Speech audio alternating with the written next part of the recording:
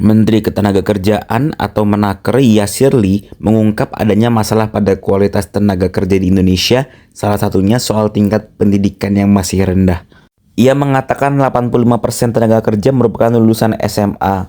Menurut dia, ini menjadi tantangan bagi pemerintah.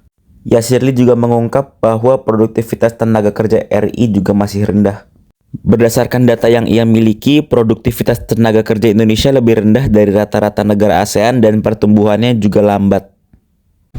Yang kedua, unfortunately, kualitas tenaga kerja kita ini juga problem, gitu ya. 85% itu adalah lulusan SMA, SMK maksimum, gitu ya. Dan ini menjadi tantangan kita. Ya, kalau pengangguran standar lah ya. Dalam potret yang lebih spesifik kualitas, yang pertama adalah in terms of productivity. Jadi produktivitas kita juga rendah. Ini adalah dampak yang panjang, dampak dari suatu proses yang panjang. Kalau produktivitas kita bicara long term, nggak bisa kita ingin meningkatkan produktivitas 10% langsung kemudian dalam 2 tahun, 3 tahun, itu panjang ya. Dan ini kita sadari bahwa memang kita sudah lama kita itu tidak berbicara tentang produktivitas. Padahal beberapa research mengatakan bahwa produktivitas ya, total productivity itu kemudian berbanding lurus dengan GDP. Ya. Kenapa kemudian solusi berbasis kepada peningkatan produktivitas somehow kita hilang sesudah tahun 90?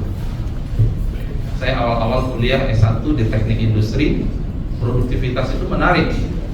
Belajar banyak, saya sudah membayangkan bahwa saya bisa melakukan rekayasa at the level of korporasi, kemudian come up dengan better productivity sekian kali lipat.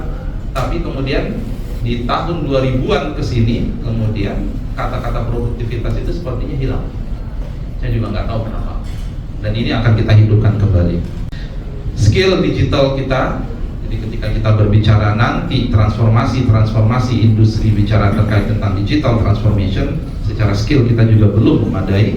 Human Capital Index kita juga kemudian kita rendah, ya, di bawah rata-rata ASEAN. Produktivitas kita juga 10% di bawah rata-rata ASEAN. Download Tribun X sekarang, menghadirkan lokal menjadi Indonesia.